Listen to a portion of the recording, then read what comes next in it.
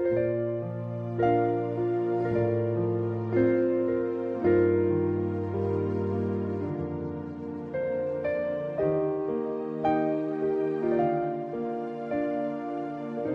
the Bible is very clear, and tonight we're going to talk about the signs of the second coming.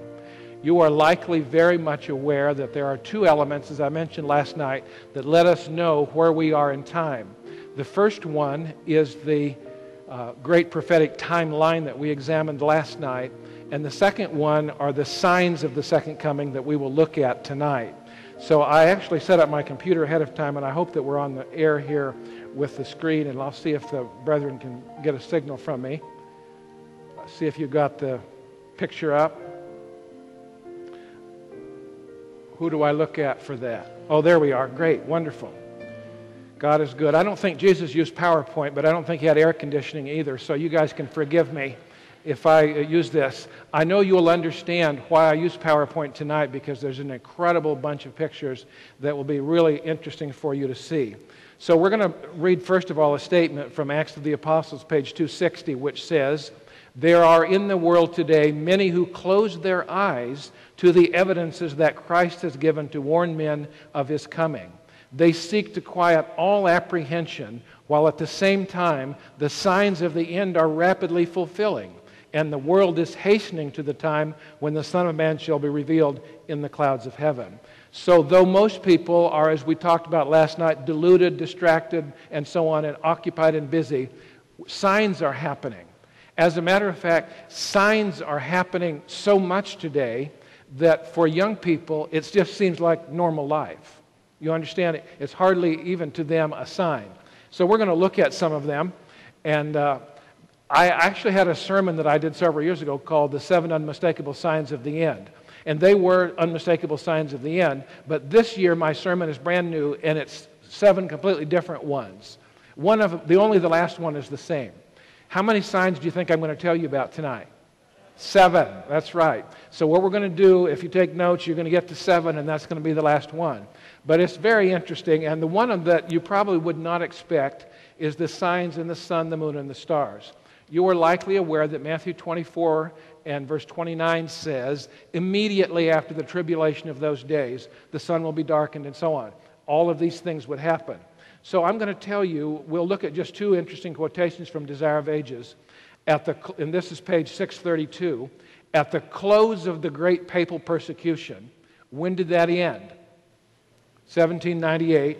You also had the Inquisition, going on a little bit beyond that. But Christ declared the sun should be darkened, the moon would not give her light, next the stars would fall from heaven, and he says, learn a parable of the fig tree. When his branch is yet tender and puts forth leaves, you know that summer is near. So likewise, when you see all these things, know that it is near, even at the doors. Now, the interesting part about that is we've only read about this in a book. The falling of the stars, and of course, following the great dark day when the moon was turned to blood and so on.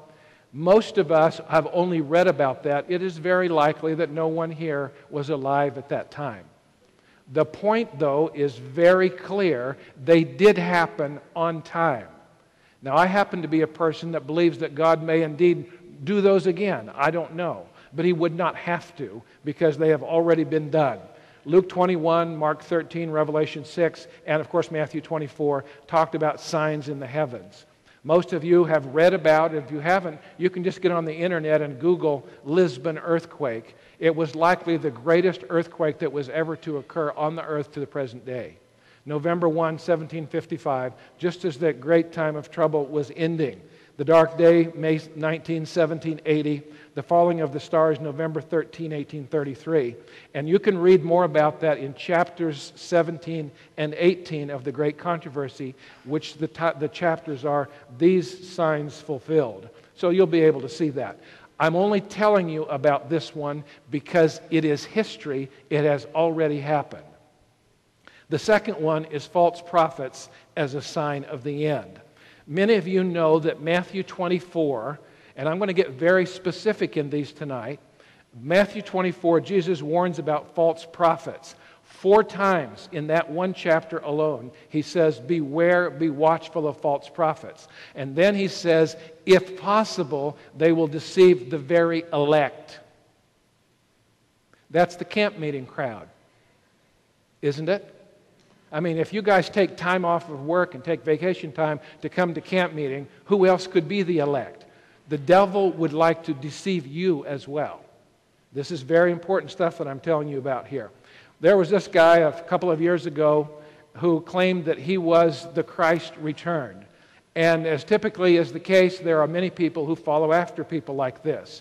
Another one, Elizabeth Barron, an internationally known psychic medium, has channeled St. Catherine once a month since 1986 to share St. Catherine's insights on national and worldly issues. But a false prophet, listen carefully, is anyone who claims to speak for God but does not teach and practice the truth. Does everybody understand that? This is important.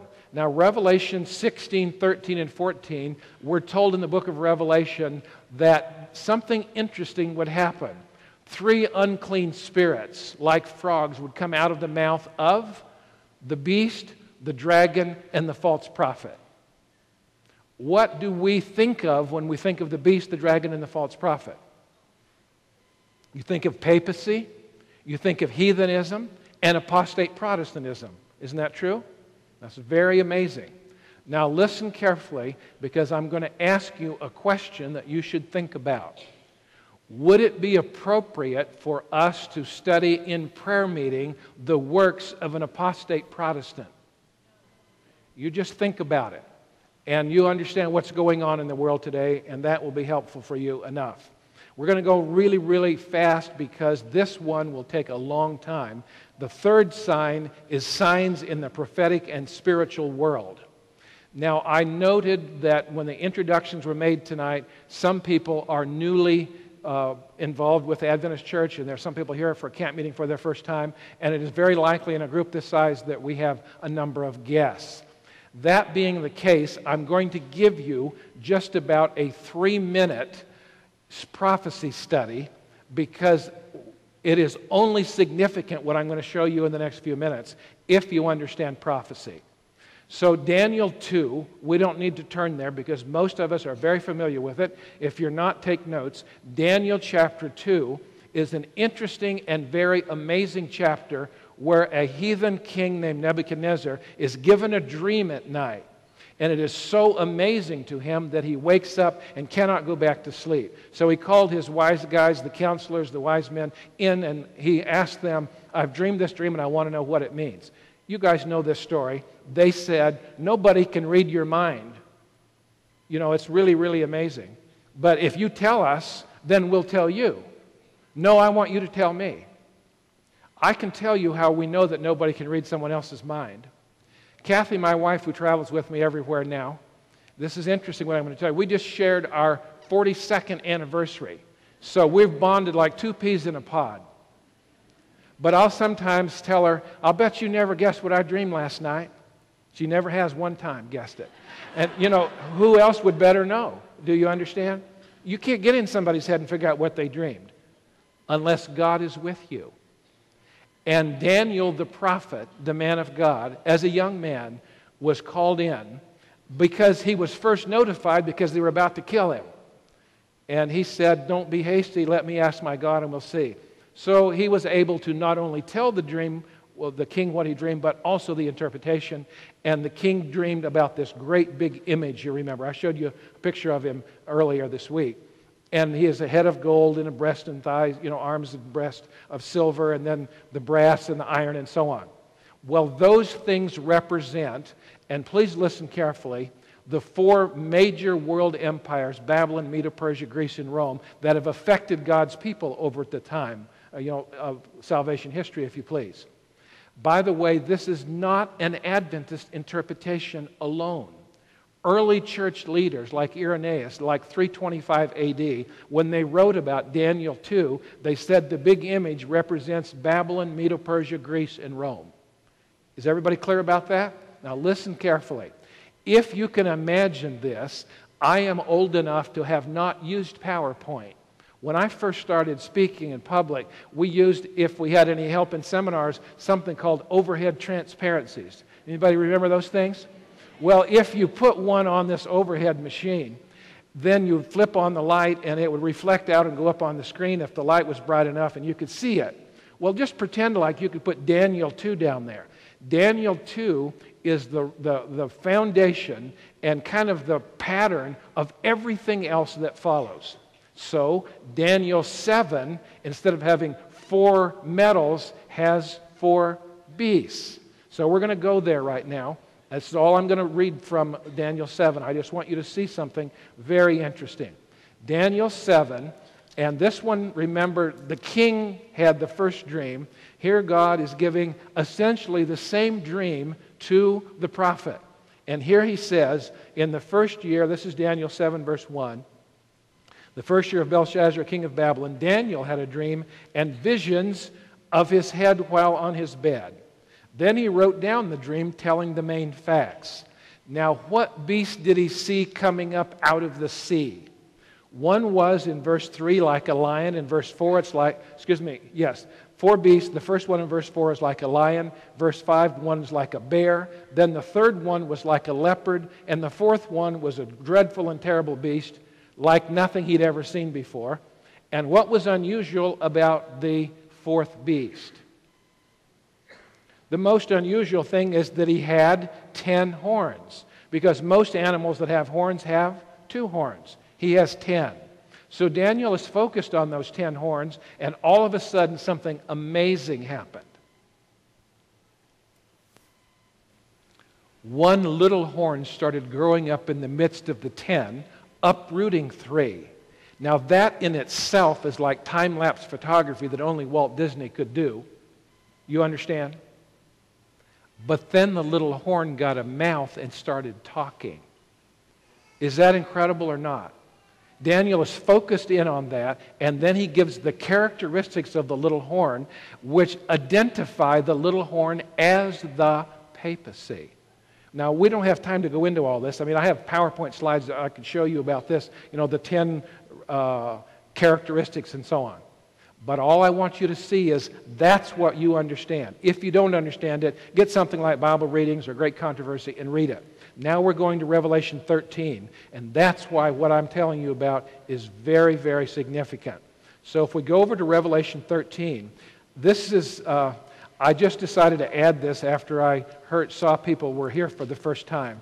So I want you to go over there, and you'll see something very interesting. This would be Revelation chapter 13. And in the 13th chapter, this is very interesting to me.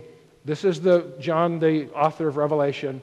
Then I stood on the sand of the sea, and I saw a great beast rising out of the sea, having 7 heads and 10 horns, on his horns 10 crowns, and on his heads a blasphemous name. Now, verse 2 gives you an indication of who this is. The beast which I saw was like a leopard, and his feet were like the feet of a bear, and his mouth was like the mouth of a lion. Now, have we ever heard those beasts before? We just read about them in Daniel 7. Isn't that interesting? But have you noticed something about the way they are listed here? This is a composite beast. They're given in reverse order of Daniel 7. Because Daniel was looking forward to this, and John was looking back. He's going back down through the nations. So you see this same thing. Now you have 2 beasts in Revelation 13. We don't have time to go into this. As some of you, probably a few of you, have my book Sundays Coming. In the appendix of that, I have a whole chapter on Revelation 13, and also of the United States in prophecy. But the 2 beasts, the first one is the composite beast of Daniel 7, and then the second one, starting with verse 11, is the one that's coming up out of the land with 2 horns like a lamb. Listen carefully. The second beast is not a lamb-like beast. Many people have been drawn away from the real facts of this because they think the beast is lamb-like. The beast is not lamb-like. He has horns like a lamb, and that's all. Remember that very carefully. I won't take time to go into how you could be distracted there. But we understand the first beast because the characteristics of the first beast are just like Daniel 7 to represent the papacy. And the second beast would be the United States of America. Now, there's much good information for that, but I just want you to understand where I'm coming from if you don't already know that. Because this signs in the spiritual world are going to show you how something very, very interesting is happening. And that is that the United States and the papacy are beginning to cooperate like never before. It's very interesting. A number of years ago, probably 10 or 12 years ago, a Jesuit priest by the name of Malachi Martin wrote a book called Keys of This Blood.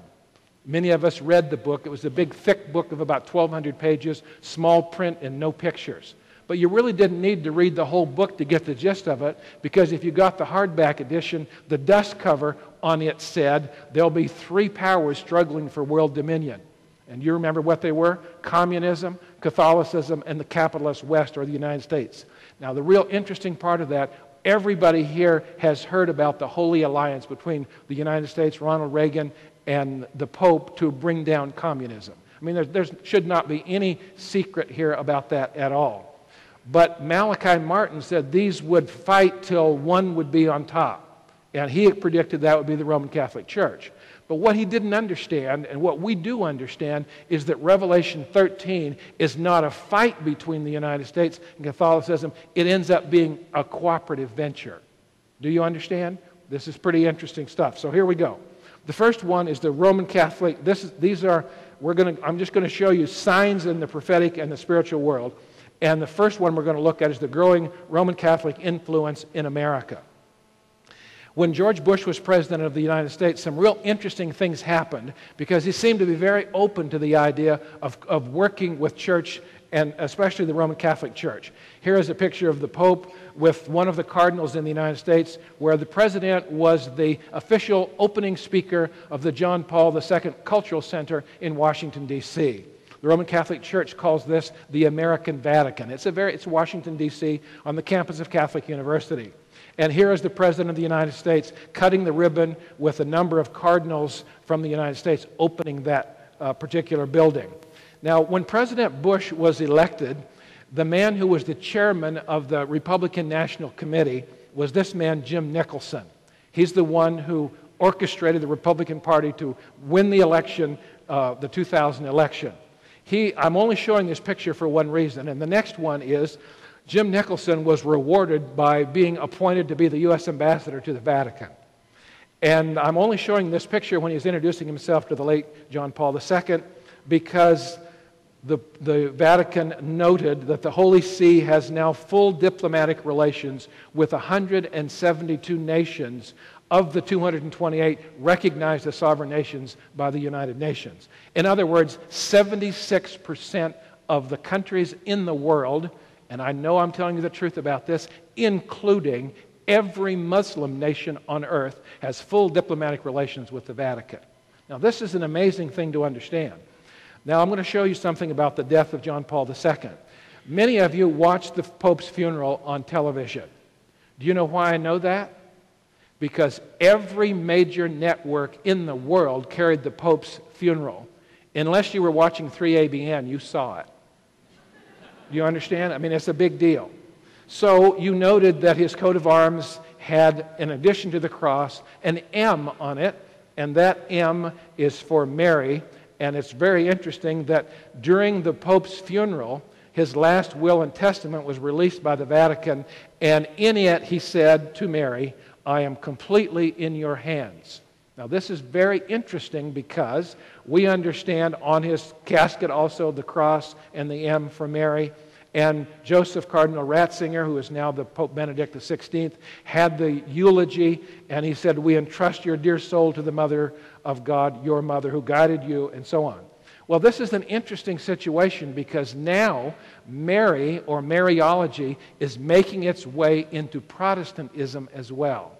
And I brought something into the desk this evening that I just found from Asia News, and that is that on the 23rd of March, that would be just about 3 months ago, in Beirut, Lebanon, there was a big festival that was jointly sponsored by the Islamic people and the Christian people in Beirut, and they were celebrating their common interest in the Virgin Mary.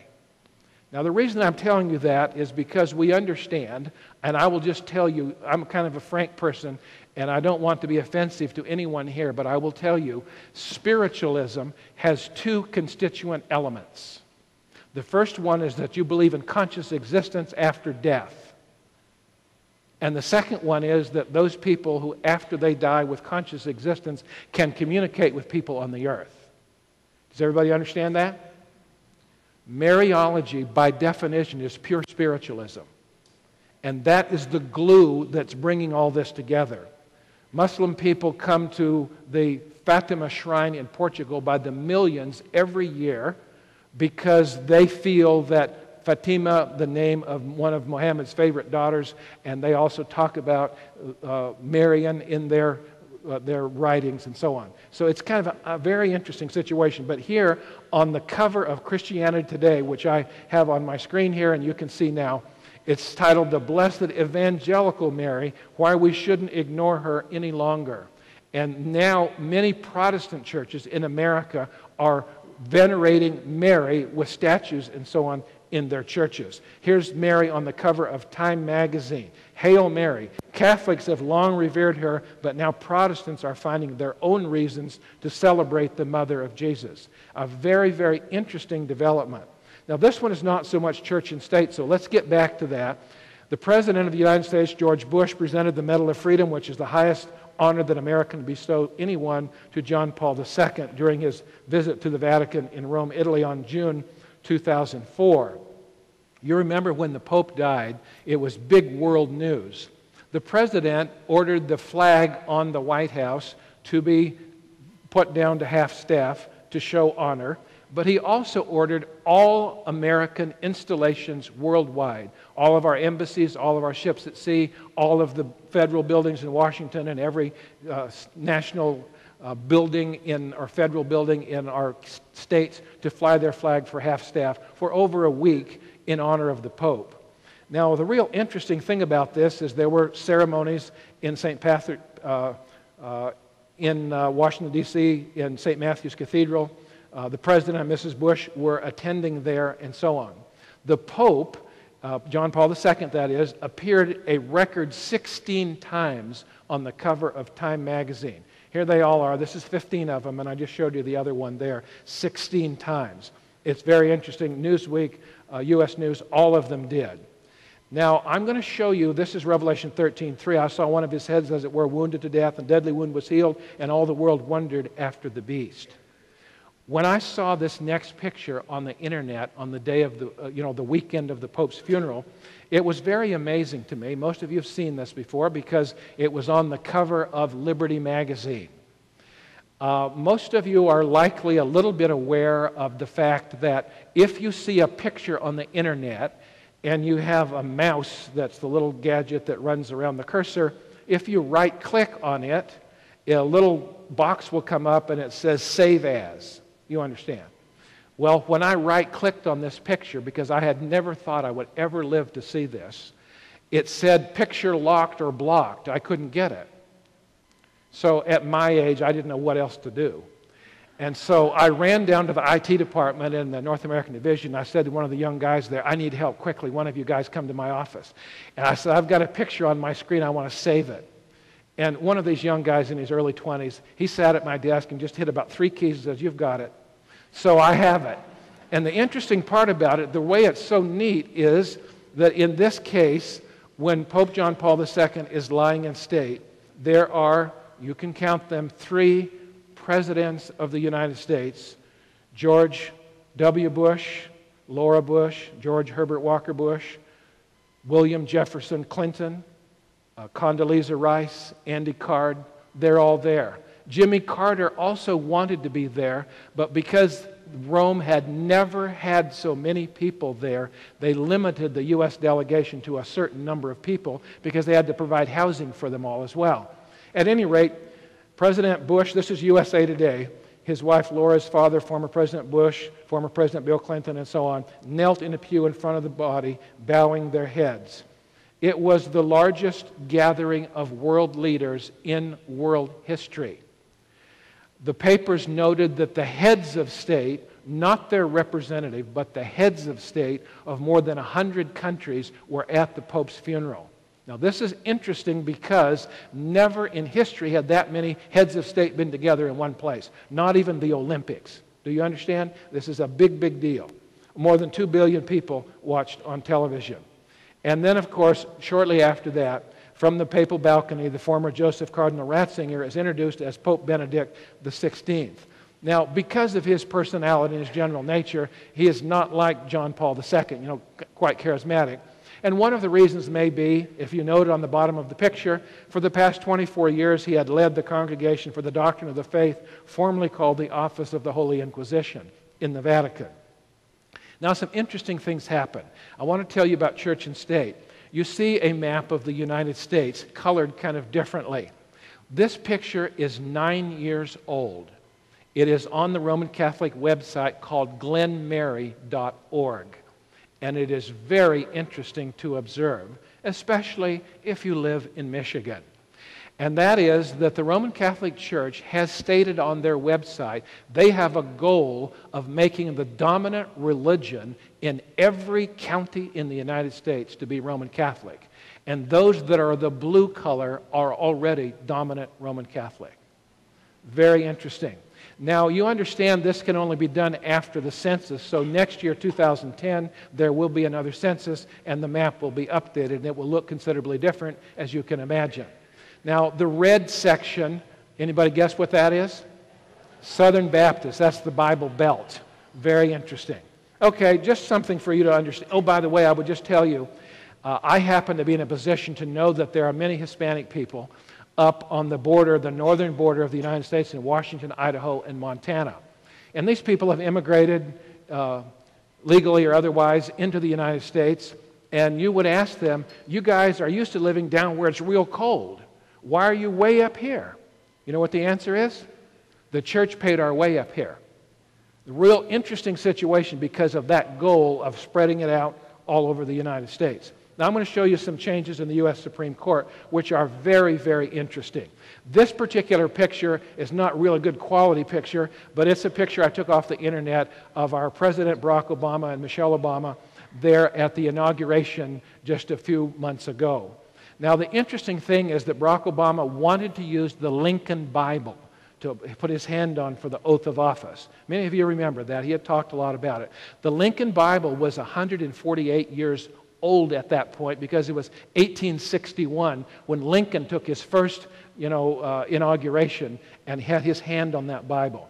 This Bible was so precious in the sight of the Library of Congress that they said you can use it, but it has to remain wrapped in cellophane and it cannot be opened. But it was the same Bible. Now listen carefully what I'm going to show you next. I subscribe to 2 Roman Catholic publications because I like to see things firsthand and not hearsay. So one of them is the weekly publication, Our Sunday Visitor. The other one is a monthly publication, about a 78-page magazine called Inside the Vatican. But before the inauguration, Our Sunday Visitor, January 11, 2009, stated, when President-elect Barack Obama is sworn in on January 20, he will take the oath of office with his hand on the Bible that Abraham Lincoln used in his 1861 inauguration. The Lincoln Bible has a Catholic connection, and that is the Chief Justice of the United States at that time was Roger B. Taney, and he was the first Catholic on the Supreme Court. Now this is incredible, he was also the Chief Justice, because that's the one who typically does it, as you know. But notice this now. When Roger Taney administered the oath of office to Abraham Lincoln, he was the only Catholic on the Supreme Court. Now, 140 years later, not only the Chief Justice, but 4 others are Catholic. This is the first and only time in U.S. history that there are 5 Catholic justices, a majority of the U.S. Supreme Court. They are the youngest members also of the court, and they have lifetime tenure. A number of them are younger than me, which is really young. Now, what I'm going to tell you is we're going to look at the Supreme Court, and as an attorney, I know their names, but I put their names in. The numbers by their names are not their football jerseys. That's their ages. Okay, so you can see Ruth Bader Ginsburg is 71. David Souter, who's recently announced that he is going to retire from the court, which rarely happens. Sandra Day O'Connor also, as you note, but then Clarence Thomas, is there. Clarence, what's Breyer's name? It's immaterial. Okay. Antonin Scalia on the front row. Justice Stevens, though he's 84, does not sit in the middle because only the Chief Justice sits in the middle, and that would be William Rehnquist, who, as you know, died of cancer about 3 years ago, and then Sandra Day O'Connor, who announced her retirement, and then Anthony Kennedy from California. And I'm going to show you now what the court looks like. It is very different because in the middle is the youngest man there, and that's Justice John Roberts, the Chief Justice, who held the Lincoln Bible, and did the oath of office and stumbled a little bit, and they had to do it over the next day in the White House, you remember. At any rate, now you have Anthony Kennedy. And by the way, the only Protestant now, when David Souter leaves, on the Supreme Court is 89-year-old Justice Stevens. Isn't that interesting? But now it gets even more interesting. Most of you know that there are three branches of government in the United States: the legislative, the judicial, and the presidential area, or executive branch. In this particular case, the U.S. Supreme Court is the court of final jurisdiction in the United States. If you have a case that has a constitutional law question, if it made it to the Supreme Court and 4 of the justices voted in your favor, guess what? You just lost. But what can you do after that? Nothing. That's the end of the road. So I'm going to show you something interesting. Recently, an abortion case came up. All 5 of the Roman Catholic justices voted together in a block, and you understand their side prevails. Now something very interesting happens. Since David Souter announced his retirement, President Barack Obama, with Vice President Joe Biden at his side, introduces Sonia Sotomayor.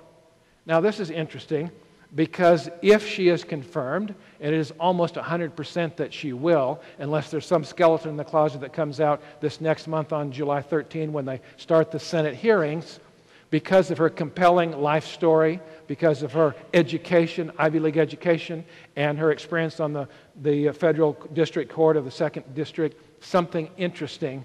She is also a Roman Catholic. When her name was nominated, CNN, of all organizations, put out a bulletin. We used to reserve a seat for a Catholic and a Jew on the Supreme Court. Now 2/3 of the members of the court will be Roman Catholic. Now we have a Catholic court. Very interesting. You understand the influence. And then I'll show you just briefly the Red Mass, and we'll go on to a couple of other interesting points. Most of you are probably aware, if you read the news, that every year in October, before the Supreme Court starts its fall term, the Roman Catholic Church at St. Matthew's Cathedral in Washington holds what is called a Red Mass. Many state organizations of our 50 states do something similar, but at any rate, they bring all the members of the Supreme Court who are willing to come, and the members of Congress and the executive branch, because here you can see President Bush and Laura Bush with Cardinal McCarrick and John Roberts of the Supreme Court.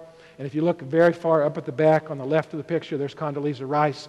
This is the Roman Catholic Mass, essentially giving the moral tone to the Supreme Court for the next year. Now, the real interesting thing to me about all of that is that the patron saint of the Red Mass is Sir Thomas More. Now, if you've ever seen the film Man for All Seasons, it was written about Sir Thomas More, a man who was willing to have his head chopped off because of his loyalty to the Pope. Most of you have seen that or heard about it in the Man for All Seasons. The interesting thing about it, Sir Thomas More was a dedicated Catholic to the point that it was he, while he was Lord Chancellor of England, caused the death of William Tyndale. Tyndale's crime was he translated the Bible into English. Very interesting. Now I'm going to show you something about the inauguration of Benedict XVI.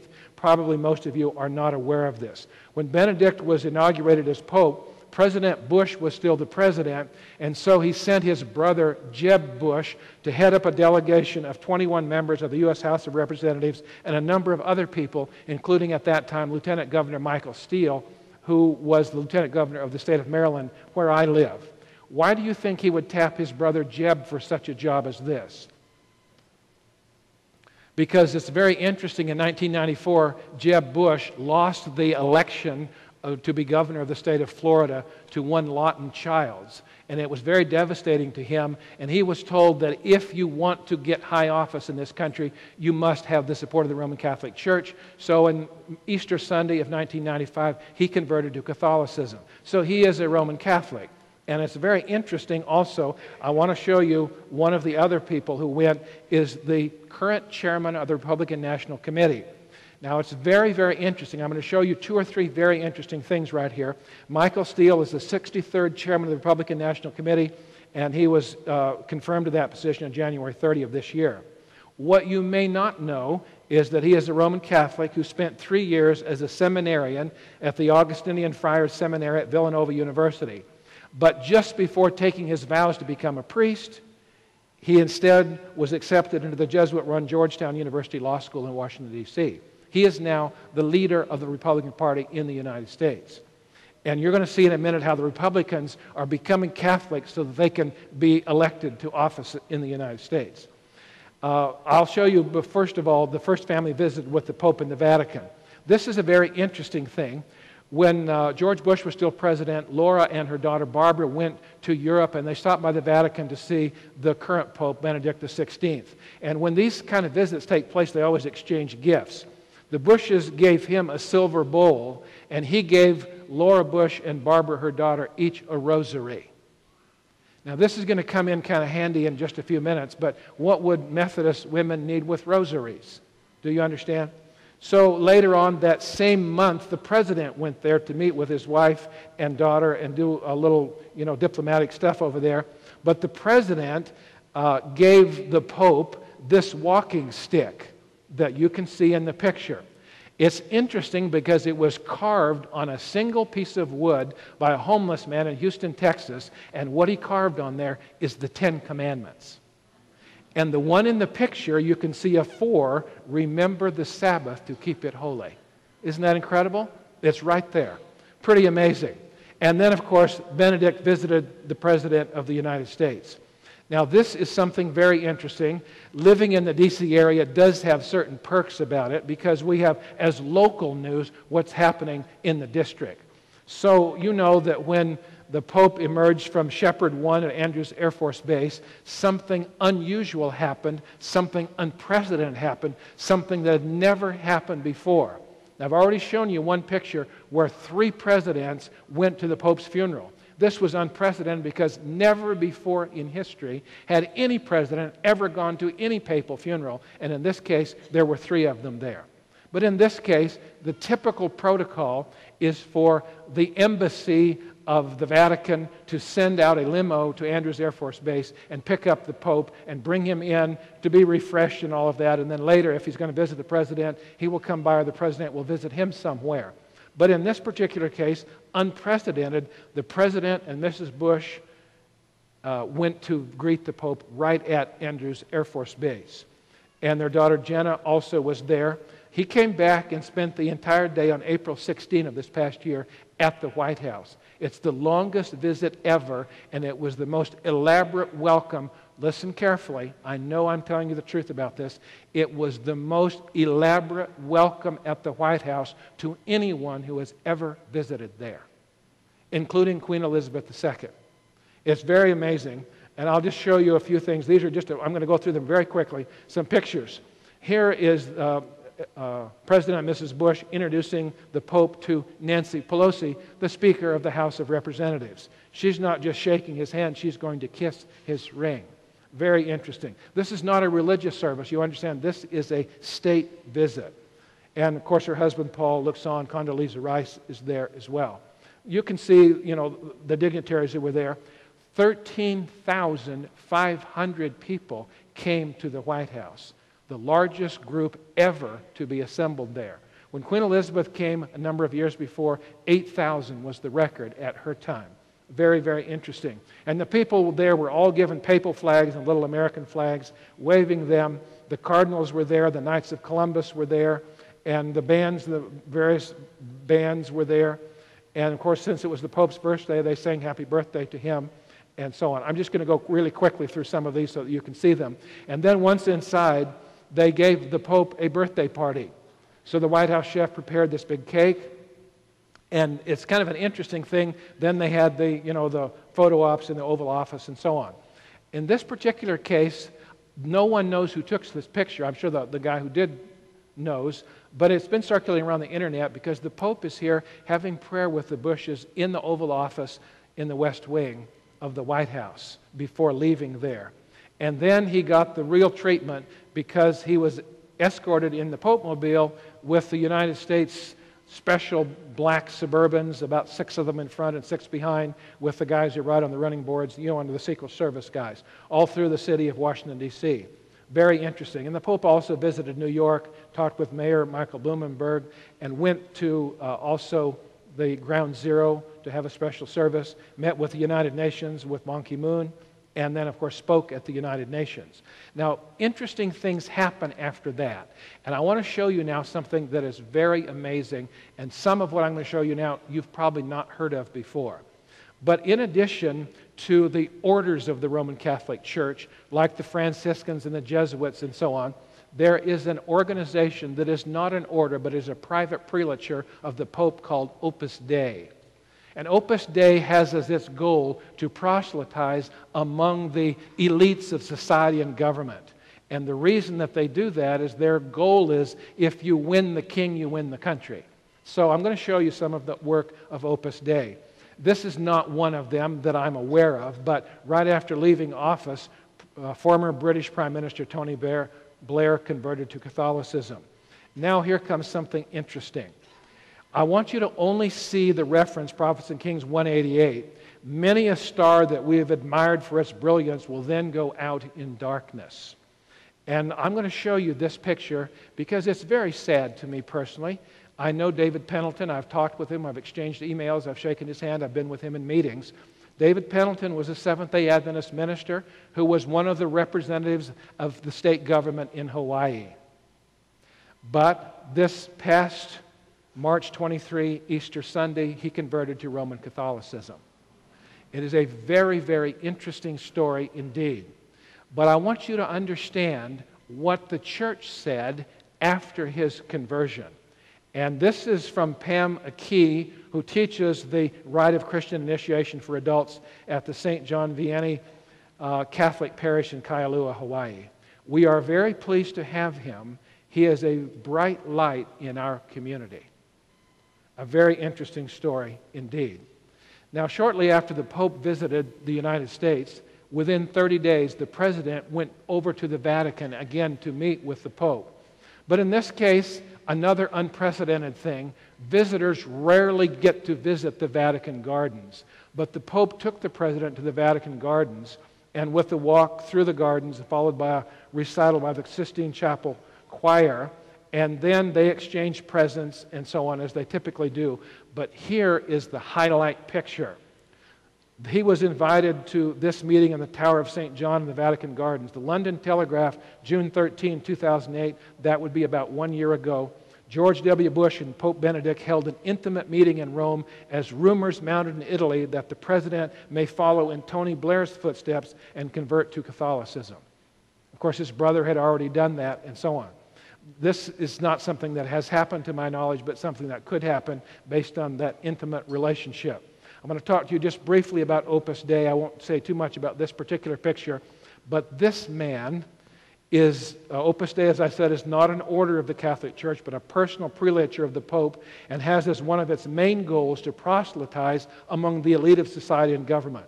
The man pictured here is the Reverend John McCloskey, the Catholic Church's K Street lobbyist. He is an Ivy Leaguer.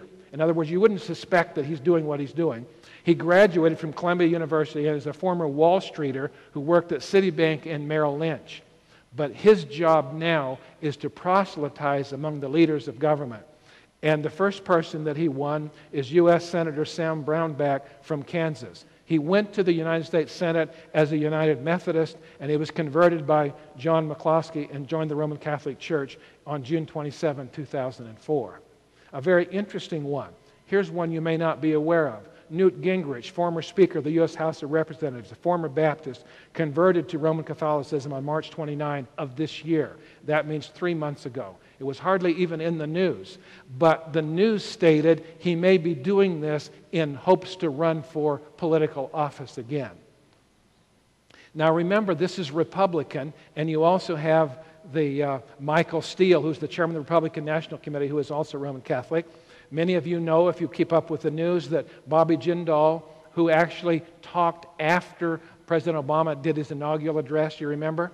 Because he is supposedly an up-and-coming Republican. He was raised Hindu. He is now a Roman Catholic. A very, very interesting situation is developing indeed. Now, the stated goals of the Roman Catholic Church are very interesting. First, before I do that, I want to read a simple statement, just the first few lines of Great Controversy 581. I'm sorry this is small, but I wanted to include it for my benefit in my notes here. God's word has given warning of the impending danger. Let this be unheeded, and the Protestant world will learn what the purposes of Rome really are only when it is too late to escape the snare. Isn't that interesting? And you can just see the page. By the way, this is also from our Sunday Visitor. They were stating we now have 161 members of Congress in the new 111th Congress. That's up from 150. But that was before Hillary Clinton was nominated as the Secretary of State. So the person who took her place in New York, Kristen Gillibrand, is thanking Governor Patterson of New York after being appointed to the Senate. She is a Roman Catholic, number 162 in the members of Congress. Many of them have been trained as priests, as you know. Now, this is an interesting one, and we're going to get off of number 3 here real quickly, but I just wanted to show you Leon Panetta. I've had the privilege of just speaking hello to him because just by very interesting, I had a visit. One of the men who is a member of our local church where Kathy and I attend was on the maintenance staff at the White House. And he asked us one time, would you like to see the White House at Christmas time? And we thought, well, that would be wonderful. So he took the pastor and his wife and Kathy and I, the 5 of us, went down to the White House. And we did the normal tour going through and seeing all the Christmas trees and so on. And he says, we're not done yet. I'm taking you to the West Wing. We went to the Oval Office. The only person that was still in the West Wing that night, it was Bill Clinton's term when he was there, was this man who was Bill Clinton's chief of staff, Leon Panetta. A very interesting and nice man, but he is the son of Italian immigrants. He graduated from Santa Clara University College and the law school, which is the oldest Jesuit-affiliated university in the United States. He has taught there for the past 8 years. As in his late 70s, he has had no intelligence experience to this point, but he was nominated and confirmed to be the director of the CIA. So this man now knows all of the secrets of the United States. Kind of an interesting situation indeed. Well, I'm going to go on here because I want to show you some signs in the natural world. This is number 4, and also a very, very interesting situation. Most of you are likely aware that when Hurricane Ike hit the Texas coast, the big waves were going over the houses or the walls, seawalls there where the houses were built out on the island. This is a picture when it was only threatening. This is the same picture afterward. No houses except one. The guy who built that house has so many houses to build now he can't ever count them. You understand? Because who built that house? The only one that stood on the whole island. It's absolutely incredible when you think about it. Here's more of the mess of the stuff that washed off and so on. Another little house. Now this picture, I'm only showing you a picture after the great earthquake in Shanxi province in China. Now the real interesting part about this and why it was so awful is because it happened in the middle of the day when many of the Chinese students were off at school. If you understand the demography of China, you understand that for many years, most Chinese families were only allowed to have one child. Every child of the hundreds and hundreds who died that day was the only child of their parents. You can imagine the grief that this has taken. In addition, the government will now not let them put up any memorials or have any services to, remember them by or anything. Very, very interesting. This picture is last year when this big cyclone hit Myanmar and 140,000 people were killed. A very, very sad situation indeed. Now the next picture I'm going to show you is very, very amazing. You cannot appreciate it. I'm sure that you can't. But this is the worst natural disaster ever to strike the country of Australia. Former GC workers who have retired in Australia emailed these pictures to me. This is the picture that you can see now of the smoke from these great, terrible forest fires in Australia that are miles high. I had my secretary, Lori, put a little yellow dot around an object that you can barely see. That is a 737 jet, a big commercial airliner like Southwest Airlines flies, and that's how big the clouds of smoke were. It's incredible. The fires were so huge that they were just taking over the whole countryside. The worst thing that had ever happened. You can see a fire truck racing to get away from the flames and the smoke here. The next picture is very, very sad. The situation is that 4 families who lived near each other stayed to the very last minute to try to wet down their houses so they would not burn. But when they left, the smoke came in so big that they could not see to drive. And so the 4 cars smashed into one another and all 4 families got burned up at the same place. This is the kind of thing that's at the end times. You understand? Death without a moment's warning on the travel lines of earth and so on. Very interesting things. I want to show you just briefly signs in the financial world. We have never seen anything like this before. It is very, very unusual. I can tell you something. I believe that the financial world situation is a direct fulfillment of end-time prophecies. Read 2 Timothy, the 3rd chapter, and the first 2 verses. The first verse says, in the last days, perilous times will come. And instead of talking about all the bad stuff that people do, it says the first thing is that people will be lovers of themselves, or selfish, or greedy. And the second one is they'll be lovers of money. Look at it in your Bible. That's exactly what it says. And then I'm going to show you here from James, the 5th chapter. Ellen White describes this in Christ Object Lessons 170. The Scripture describes the condition of the world just before Christ's second coming. James the Apostle pictures the greed and oppression that will prevail. He says, "Go to now, you rich men. You've heaped together treasure together for the last days. Behold, the hire of the laborers who you've reaped down your fields, which is of you kept back by fraud, crieth, and the cities of them, the cries of them which have reaped and are entered into the ears of the Lord of the Sabbath. You have condemned and killed the just, and he does not resist you." This is a picture, she says, of what exists today. By every species of oppression and extortion, men are piling up colossal fortunes, while the cries of starving humanity are coming up before God. So I think I have just a couple of pictures here. Here's a couple of federal agents taking a Bear Stearns executive into custody for fraud and deception of the public. Here's a picture of Bernard Madoff with the United States Marshal. You remember Bernard Madoff is an interesting guy because he had about 5,000 wealthy clients, including big corporations and schools and colleges and so on. And he had $65 billion of their money, supposedly investing it. It turns out it was a grand Ponzi scheme. The money is virtually gone. Most of you are likely aware that several of his clients have actually committed suicide because they have lost their entire life savings. They didn't have the hope that we have. And he is, of course, now, he's in trial, as you are well aware. But here's something I want you to see. According to surveys of the United States just printed a few days ago, the average worker, or the average income for a worker in the United States, this will be a full-time worker, is $31,600. If you are a professional person and have advanced degrees like your MBA or your master's degree or you're a doctor or physician's assistant or whatever, you could do probably $100,000 income as a professional person per year. So over a lifetime of 40 years of working, you would earn $4 million.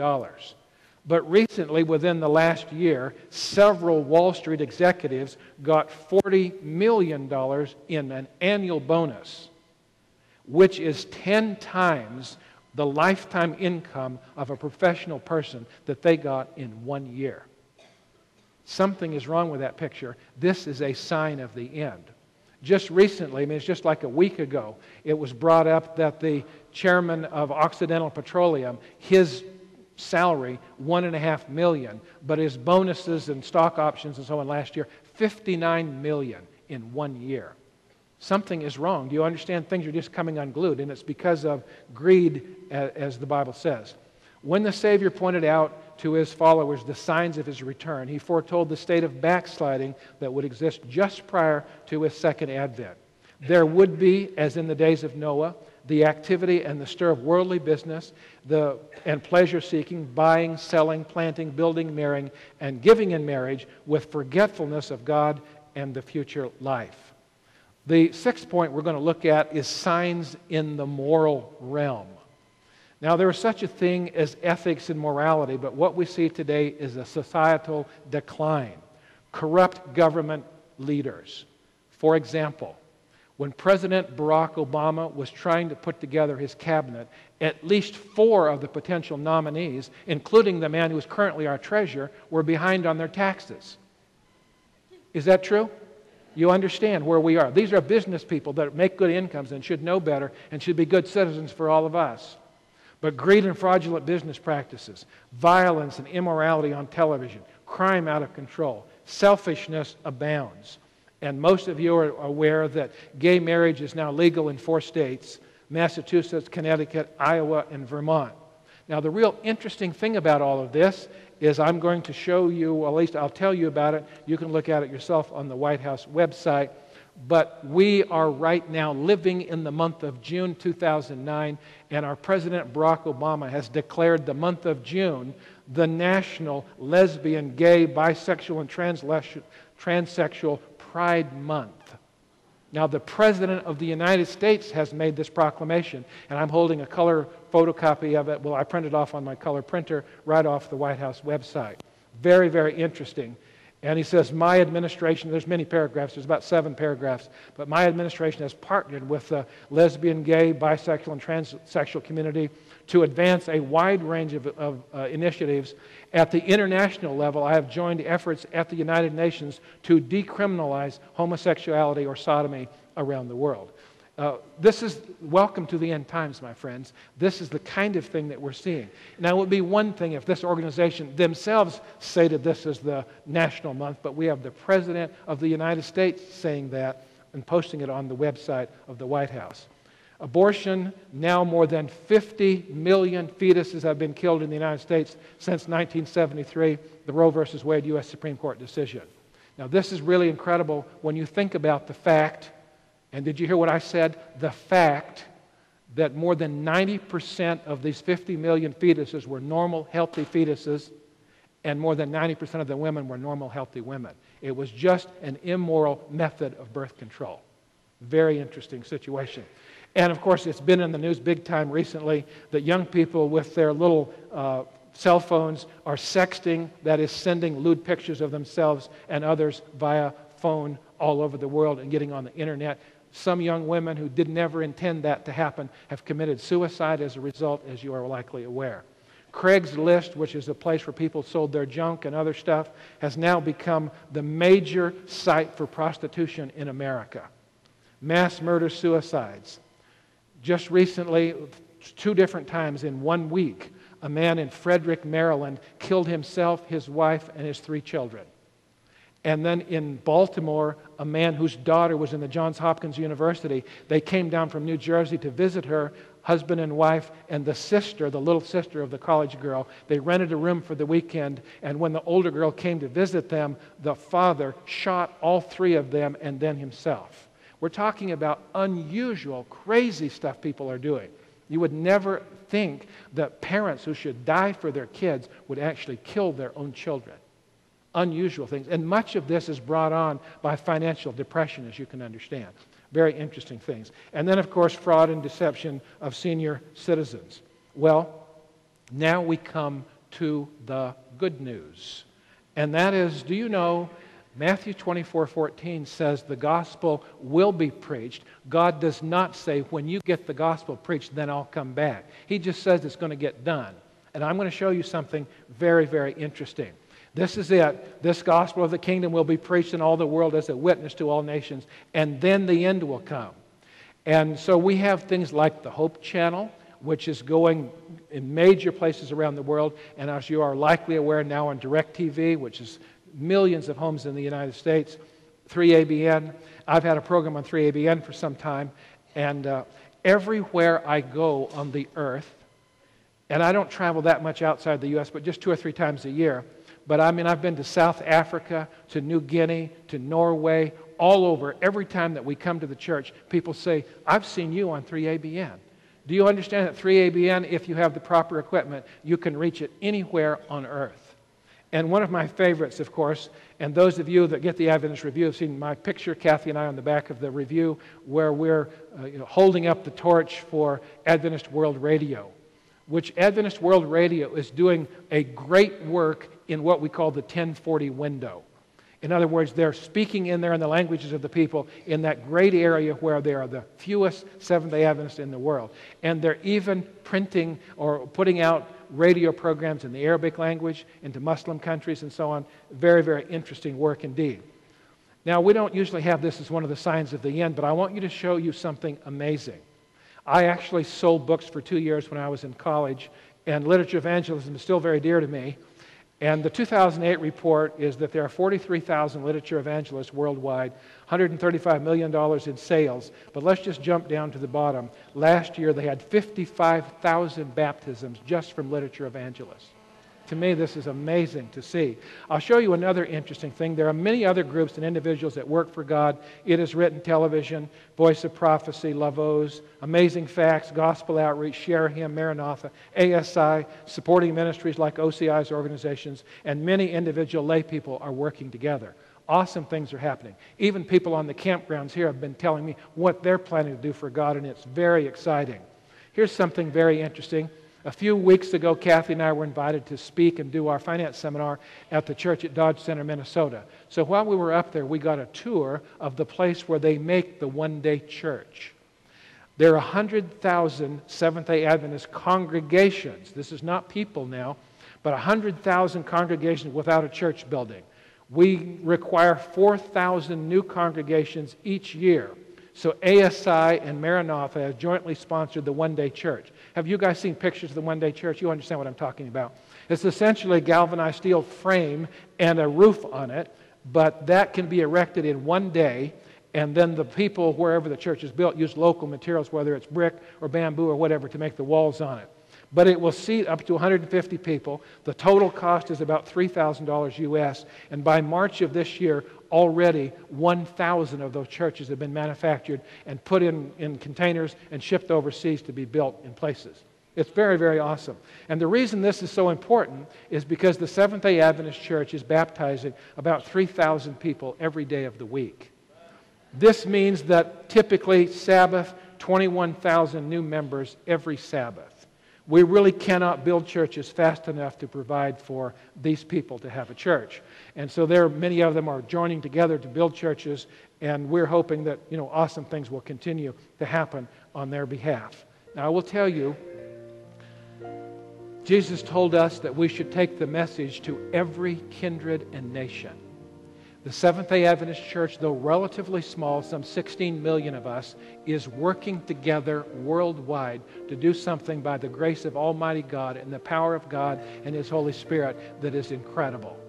People everywhere are saying, now I see, and I want to become part of this organization. To me, it is very, very incredible that we see this happening. If you have been blessed by this media, you may want to consider a donation to help support our efforts to spread these important and timely messages. For this and other great witnessing material, please visit our media center at www.hopevideo.com. Our address is Hope Media Ministry, P.O. Box 752, Ada, that's A-D-A, Michigan, 49301. You can also email us at hope@hopevideo.com. Our media includes DVD, video, CD audio, and cassette. You can also listen to much of our media for free at our online media center at www.hopevideo.com. That's hopevideo.com.